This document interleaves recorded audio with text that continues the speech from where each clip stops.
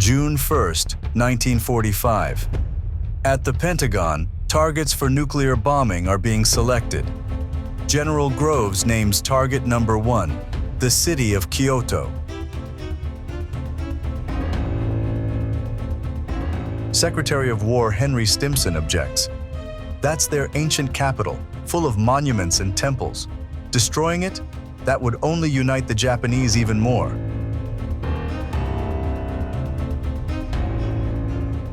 From Stimson's diary.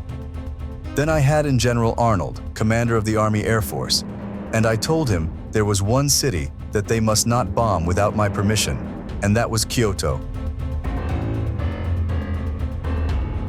Stimson reported the main reason directly to the president. 10 years earlier, the United States and 20 other American nations had signed the Roerich Pact. To destroy Japan's cultural capital would be a blatant violation of that pact. America would lose face. The Roerich Pact worked. President Truman removed Kyoto from the list of doomed cities, but the bombs still fell on Hiroshima and Nagasaki. The pact was never truly understood.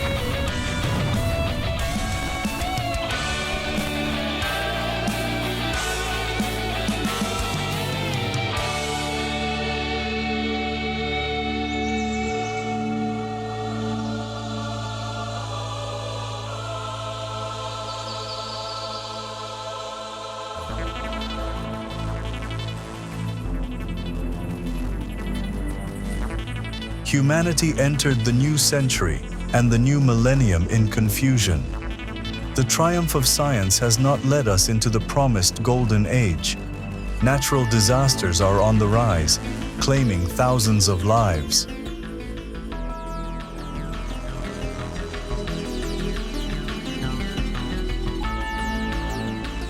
We face global crises in demography, ecology, and energy.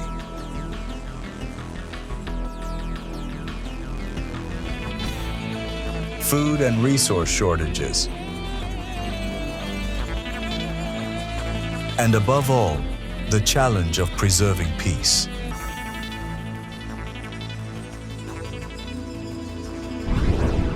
All dream of peace, of enduring peace, but it will not come through international policing. Neither will it be affirmed by don'ts and threats, wrote Russian artist, philosopher, and public figure Nicholas Roerich, long before the emergence of peacekeeping forces. The pact bearing his name, the Roerich Pact, or the Pact of Culture, adopted before World War II, was the first international treaty in history to call for respect and protection of cultural heritage. The UN's Hague Convention took this idea as its basis for wartime protection, but it proved powerless to stop the bloody chaos of war.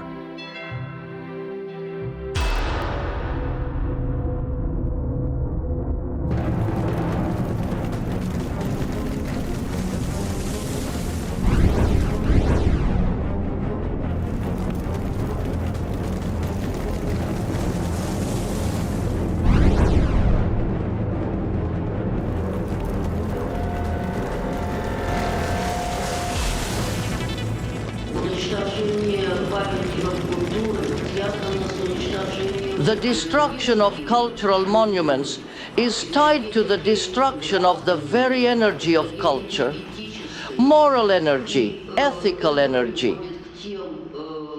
And this leads to the explosions of hatred and aggression we are witnessing today.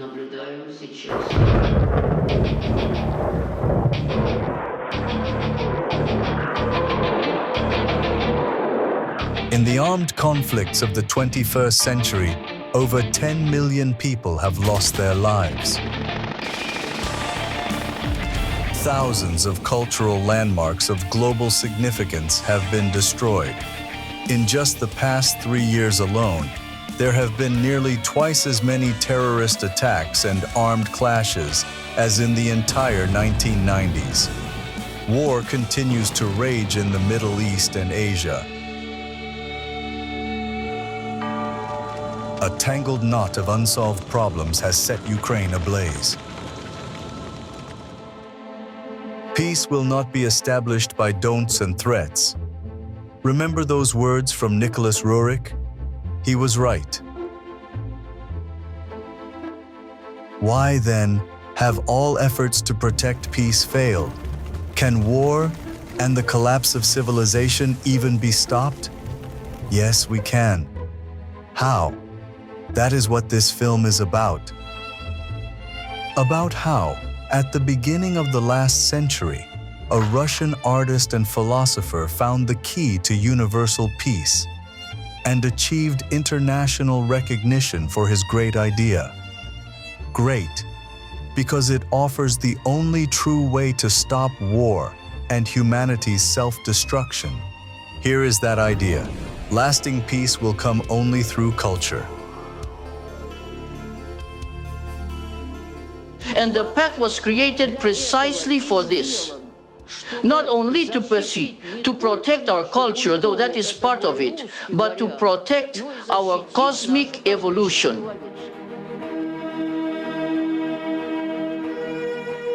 The first international conference in support of the Roerich Pact was held in 1931 in the museum city of Bruges, Belgium.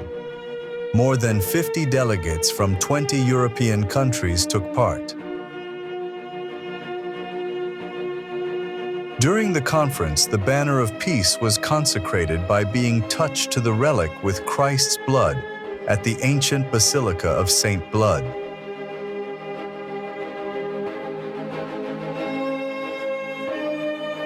A year later, the Second Conference in Bruges approved a resolution calling on all nations to recognize the pact as a binding international document.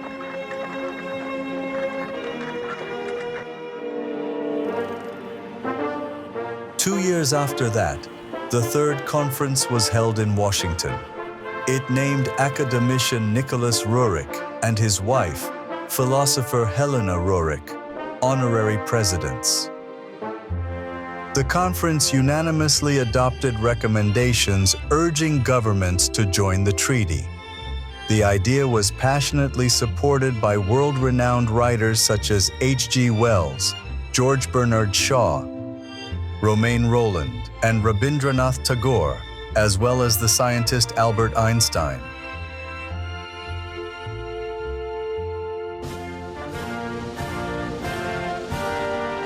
April 15, 1935, the White House, Washington.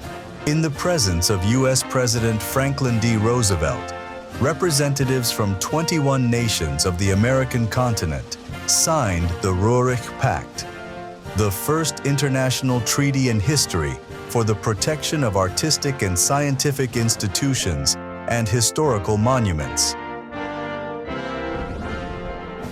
Historic monuments, museums, and scientific, artistic, educational, and cultural institutions shall be regarded as neutral and must be respected and protected by all belligerents. Their personnel shall receive the same respect and protection. This applies in both times of peace and war. To identify the monuments and institutions mentioned in Article 1, a distinctive flag may be used, a red circle with 3 red spheres within it on a white background, in accordance with the model attached to this treaty. What is this banner?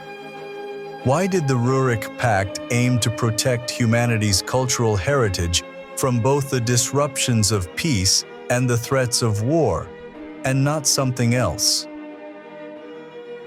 Who was Roerich?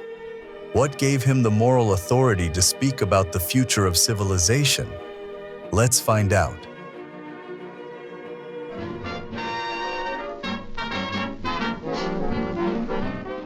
New York, 1935, 310 Riverside Drive. This modern skyscraper is called the Master Building. On its first 2 floors, the Institute of United Arts and the only U.S. museum dedicated to a single artist. A Russian artist. Here are housed over 1,000 of his paintings, along with a rare collection of Tibetan artifacts and manuscripts. Honorary president of the museum is academician Professor Nicholas Konstantinovich Roerich, Master of the Mountains.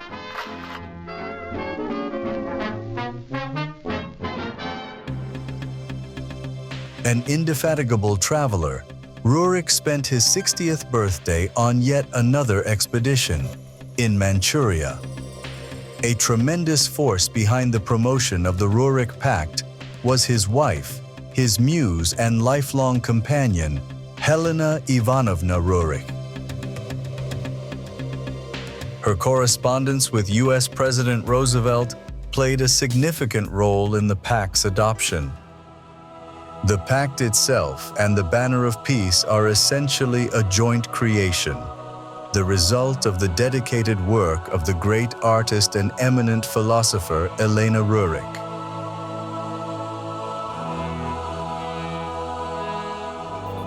We are tired of destruction and negation. Only culture, only the all-unifying conception of beauty and knowledge can restore the pan-human language to us. 2 passionate hearts, in their quest to reveal the richness of the spiritual cosmos, persuaded humanity to take its first step toward universal peace.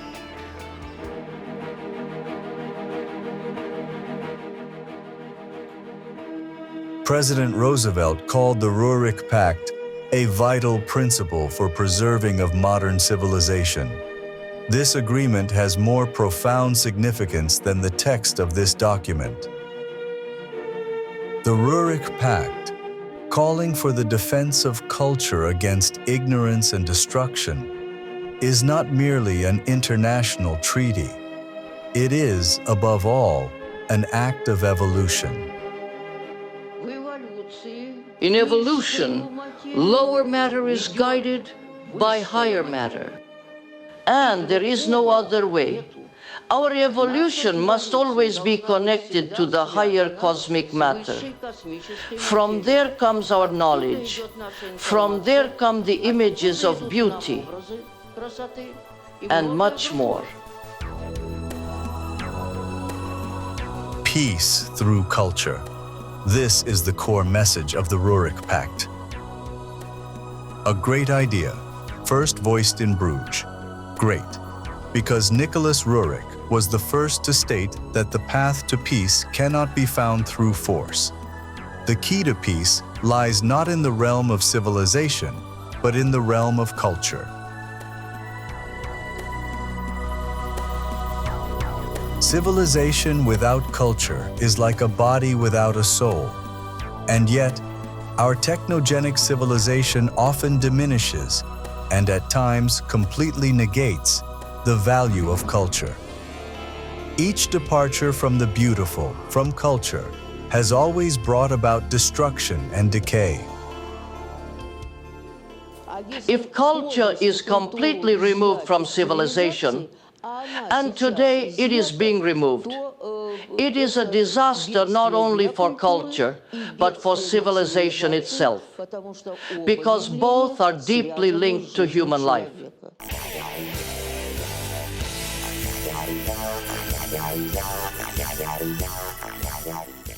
The decline of culture in our time is leading inevitably to a loss of spirituality.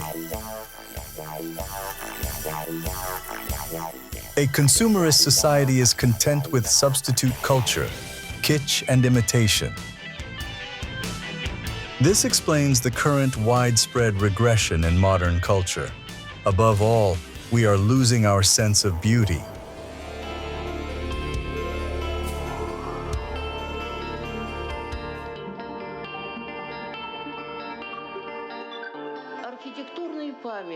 Architectural monuments, stunning Gothic cathedrals, Russia's golden dome churches, the beauty of ancient castles and palaces. These are all expressions of a connection to higher matter. Energy is embedded in these cultural monuments and in beauty itself.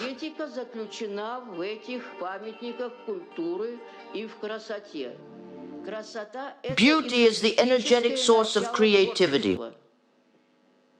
And if there is no beauty, there will be no subtle energy. Energy we need for our evolution, for the development of our planet and humanity as a whole.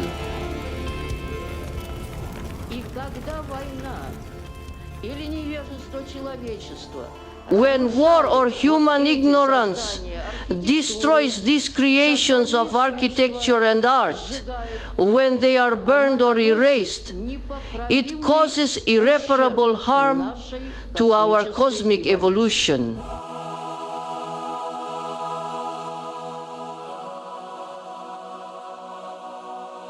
Great works of art and architecture are, in a sense, accumulators of spiritual cosmic energy.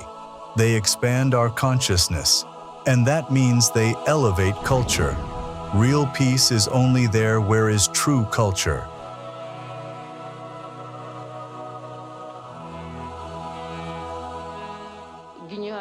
The great Russian writer Dostoevsky once wrote the famous words, beauty will save the world, Roerich added. The consciousness of beauty will save the world. Roerich saw culture as a beautiful garden, and he placed beauty at its very heart.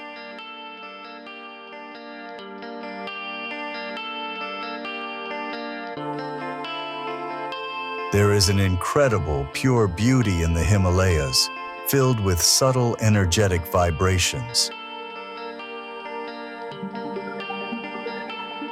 Only he, only there, on the roof of the world, could capture that higher cosmic energy on his canvases.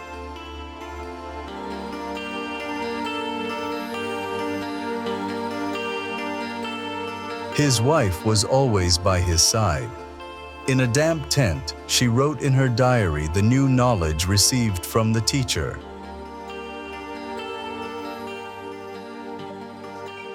This is how living ethics was born, the philosophical foundation of a new cosmic thinking. Culture is that refuge in which the human spirit finds ways for religion and for everything uplifting and beautiful. The expedition through the ancient lands of Central Asia only deepened Roerich's belief that without peace, it is impossible to preserve the treasures of culture. To Roerich, peace and culture were inseparable. Just like the pact and the banner of peace. The banner carries the sign of the Trinity, an ancient symbol Roerich discovered everywhere. In Asia and Europe, on Neolithic pottery, in ancient Greece,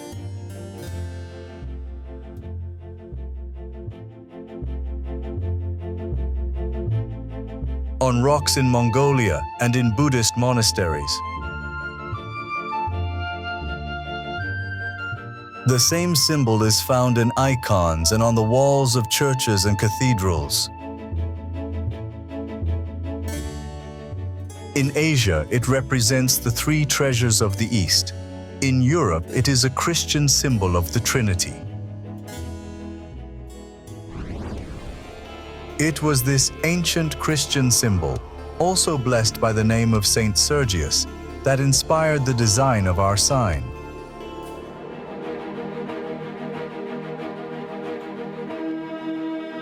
The three united spheres, according to Roerich, represent religion, art, and science. truth, beauty, and goodness. Past, present, and future.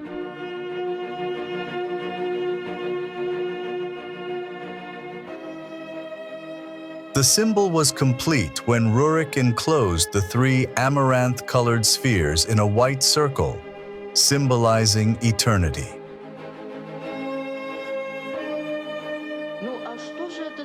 But what past, present, and future inside the circle of eternity truly mean? Let's reason. Living ethics offers an answer.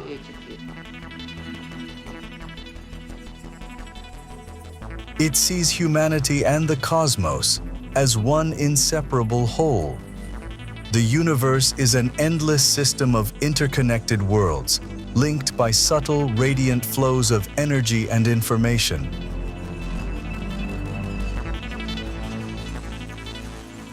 Beams of cosmic fire flow through space, shaping evolution itself, including our own. And the true engine of this evolution is culture.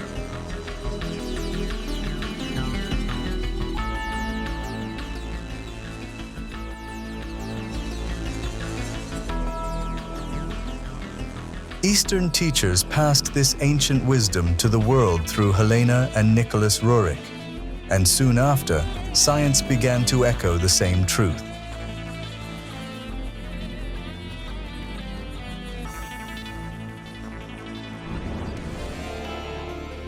Thought does not exist without fire, and fire is transformed into creative thought.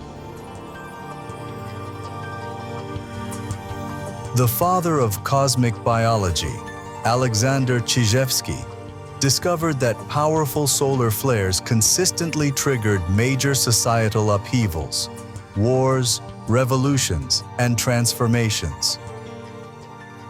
The energies of the cosmos directly affect the human soul.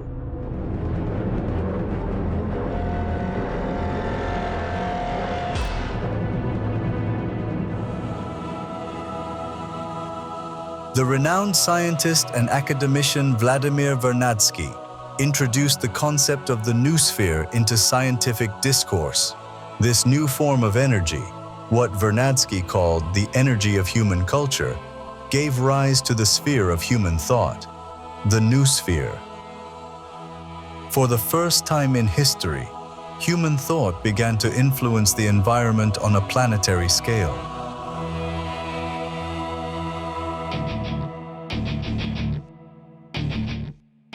The laws of the cosmos are unyielding. Cosmic energies become creative thought only through the spiritual consciousness of human beings.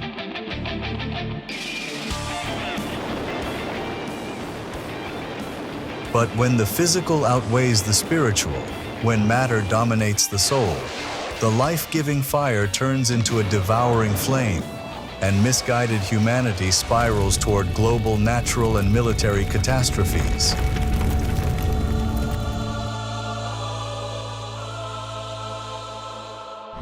Culture, the veneration of light. It rests on the cornerstones of beauty and knowledge. The Roerich Pact identified not only the causes and diagnosis of humanity's mortal illness, but also a path to healing. But why propose such a pact when World War I had already rendered previous conventions meaningless? Roerich would have disagreed. Half a century before the war, the Geneva Convention was adopted to protect the wounded and sick in military conflict.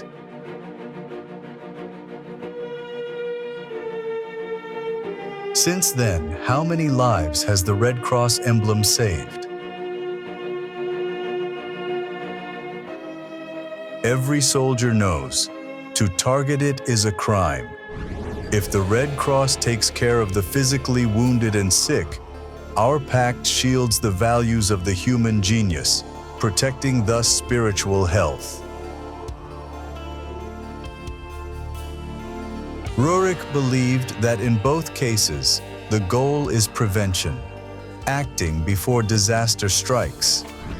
My idea concerning the preservation of artistic and scientific treasures aims at creating an international impulse to protect all that is precious and valuable to life. In the 20th century, human pride placed matter above spirit and civilization above culture. Claiming the role of creator, humanity flooded the world with machines and sought to reshape it in its own image, convinced of its intellectual omnipotence.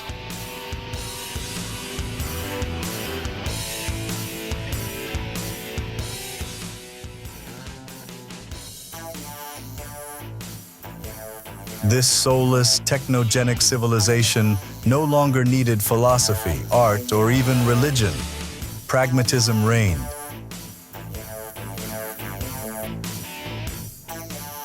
True culture was replaced by entertainment and mass-produced cultural surrogates designed to indulge base desires. The pursuit of material wealth became paramount, and with that, civilization veered off the path of evolution.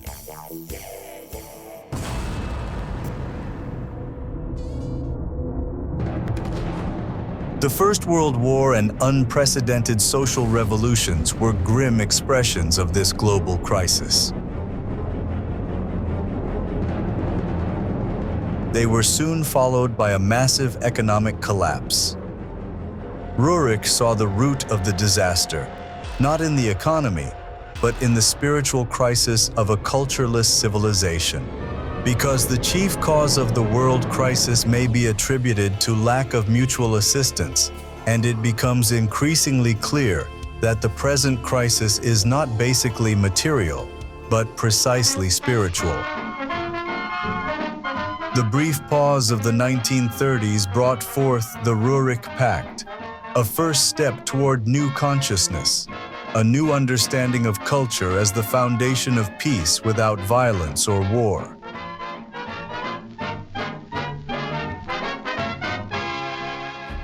But the cultural crisis and short-sighted political agendas led humanity into an even greater tragedy: World War II.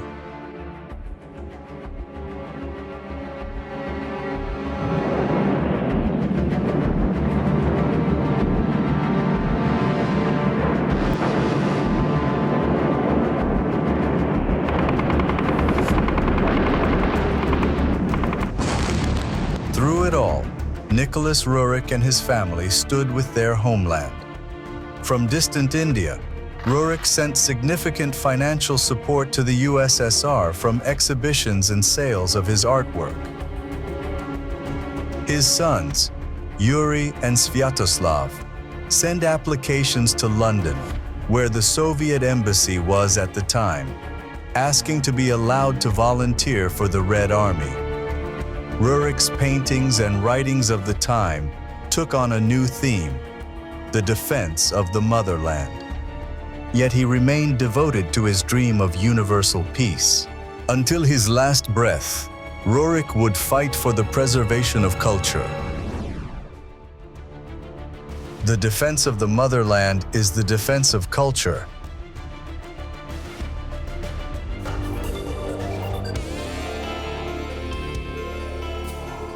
The 20th century was once called the Age of Reason.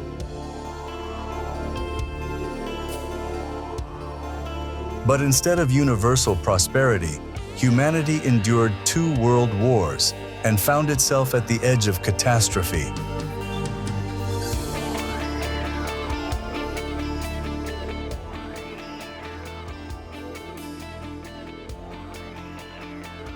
Only now, at the brink, have we begun to remember spirituality and culture. No decree can create or protect culture if society remains indifferent and passive.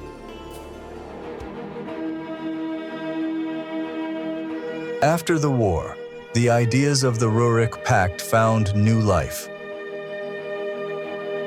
In the Netherlands, in The Hague, 56 countries, including the Soviet Union, signed the UNESCO Convention for the Protection of Cultural Property in the event of armed conflict.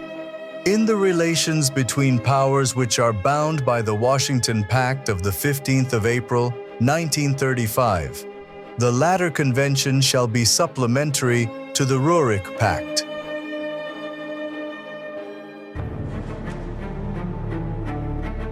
Yet in The Hague, its core principle was left behind. Even the banner of peace was replaced with a different symbol. The one who first raised the banner of peace was no longer among the living. But his sacred watch over culture was taken up by others.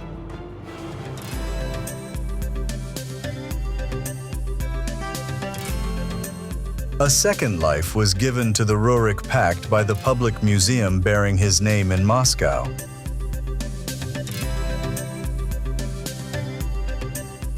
Vibrant exhibitions revealed the enduring significance of the Roerich family's legacy, not just for Russia, but for all of humanity. It held the world's largest collection of Roerich's paintings, the family's scientific writings, and priceless ancient artifacts. But above all, it was the unwavering work of the museum's longtime director, Lyudmila Shaposhnikova, and her team, who spent 25 years tirelessly promoting the ideals of the Pact and the banner of peace.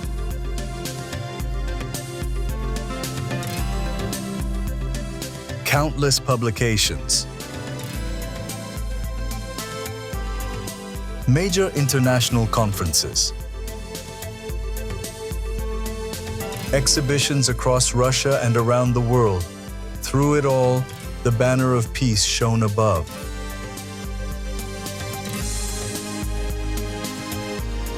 It was raised in parliaments and civic centers.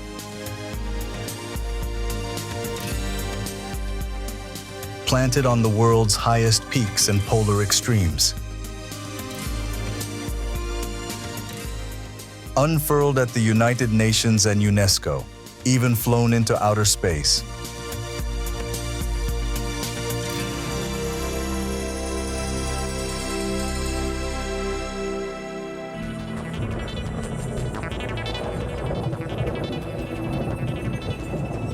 But let us not forget, the central idea of the Roerich Pact, peace through culture, was left out of the Hague Convention.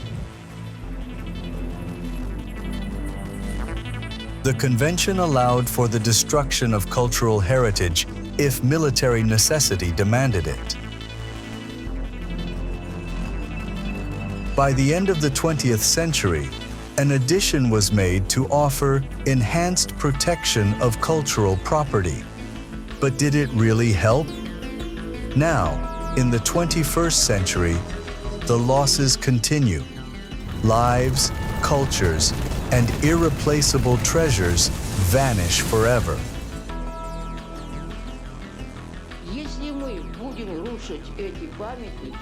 If we destroy the monuments of the past and present, we destroy our future.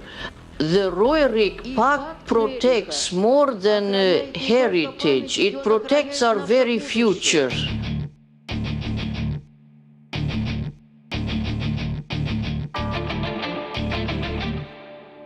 In 2017, the permanent exhibition of the Nicholas Roerich Public Museum in Moscow was brutally dismantled.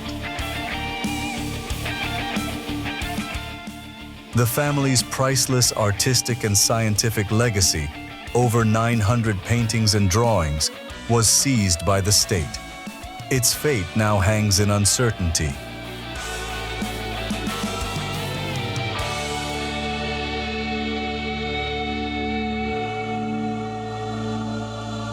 The museum is closed. The banner of peace was lowered. It was removed from Russia's State Duma.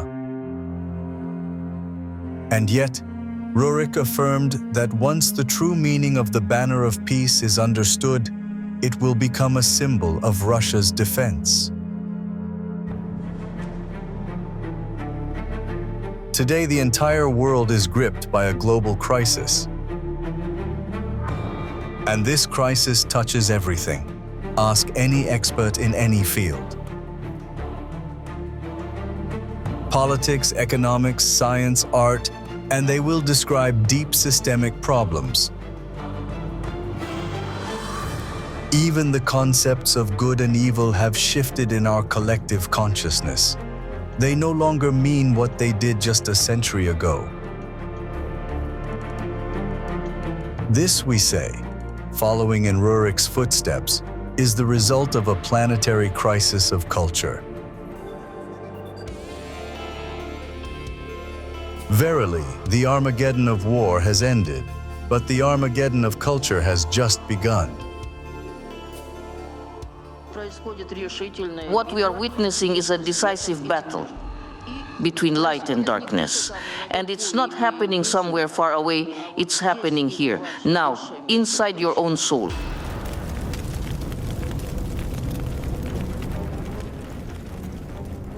In today's Armageddon of culture, without turning toward a new consciousness, we will only sink deeper, faster, into a whirlpool of crises and wars, drifting ever closer to a final global catastrophe.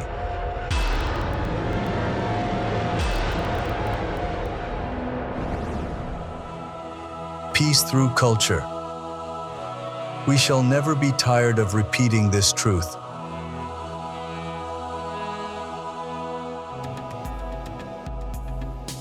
That truth is still alive, and the public Roerich Museum lives on. It is alive and tirelessly working. Its exhibitions have already been warmly welcomed in more than 200 cities across Russia.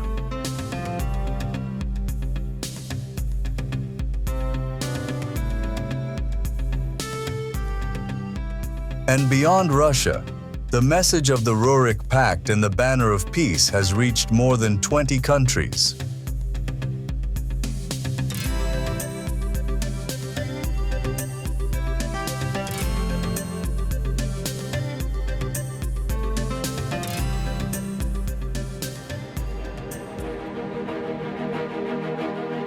Recently, the State Tretyakov Gallery in Moscow held an exhibition marking the 150th anniversary of Nicholas Roerich.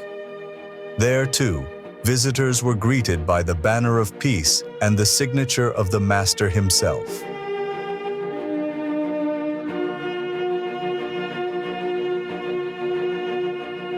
In the last century, the Roerich Pact once saved one of humanity's great cultural capitals from nuclear destruction. Do you remember?